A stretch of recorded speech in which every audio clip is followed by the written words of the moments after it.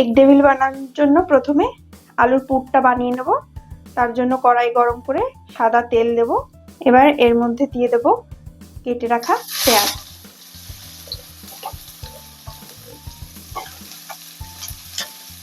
এবার দিয়ে দেব আদা আর রসুন বাটা।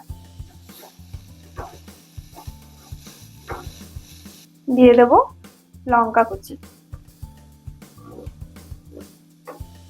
এবার একটু ভাজা ভাজা করে নেব। এবার সিদ্ধ করে রাখা আলুটা দিয়ে দেব।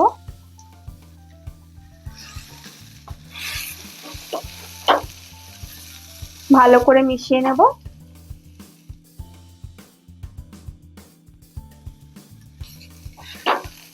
এবার কিছু মশলা দিয়ে দেব। প্রথমেই দেব নুন, হলুদ, শুকনো লঙ্কার গুঁড়ো, ধনে গুঁড়ো, জিরে গুঁড়ো, অল্প কাশ্মীরি লঙ্কার গুঁড়ো। এবার ভালো করে সবকিছু মিশিয়ে নেব।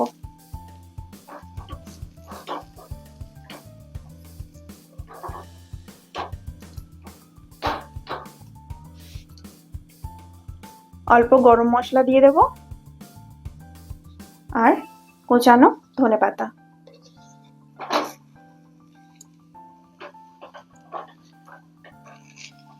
ভালো করে মিক্সড করে নেব। এই সময়তে নুন ঝালটা চেক করে নেবেন। আমাদের এগ টেবিলের পুর রেডি। একটা ডিম নিয়েছি, তার মধ্যে একটু কর্নফ্লাওয়ার দিয়ে দেব, স্বাদ মতো একটু নুন দিয়ে দেব, অল্প একটু গোলমরিচের গুঁড়ো দিয়ে দেব। এবার এটা ভালো করে মিশিয়ে নেব। এখানে আমি দু রকমের ডিম সেদ্ধ করে নিয়েছি। এটা হচ্ছে ডবল কুসুমের ডিম আর এটা হচ্ছে হাঁসের ডিম। আপনাদের কাছে যে ডিম অ্যাভেলেবেল হবে সেটা দিয়েই করে নেবেন, কোনো অসুবিধা নেই। ওপর থেকে ছড়িয়ে দেব গোলমরিচ গুঁড়ো, অল্প একটু নুন, অল্প একটু লাল লঙ্কার গুঁড়ো। এভাবেই রেখে দেব। এবার টেবিলটা বানিয়ে নেওয়ার পালা। এখানে ডিমটা ম্যারিনেট করা আছে। এখানে ডিমটা যে ফেটিয়ে রাখলাম সেটা, এটা হচ্ছে ব্রেড ক্রাম্ব রেখেছি কোটিং এর জন্য, আর এটা পুরটা। এবার এগ টেবিলটা বানাবো। একটুখানি আলুর পুর নিয়ে নিয়েছি। এবার একটা ডিম নিয়ে নেব।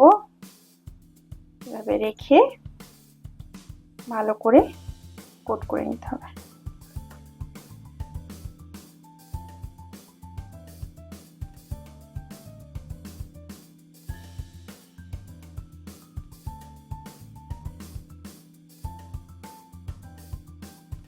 এই যে এভাবে করে নিতে হবে।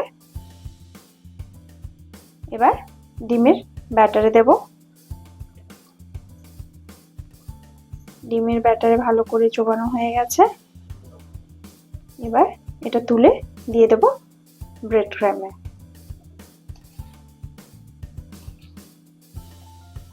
ভালো করে কোটটা করে নেব।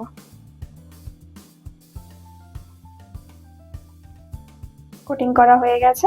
এবার রেখে দেব। সেম ভাবেই অন্যগুলো বানিয়ে নেব।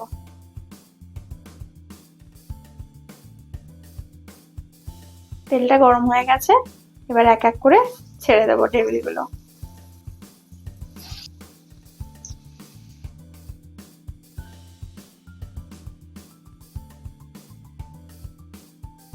ফ্লেমটা মিডিয়াম রাখতে হবে।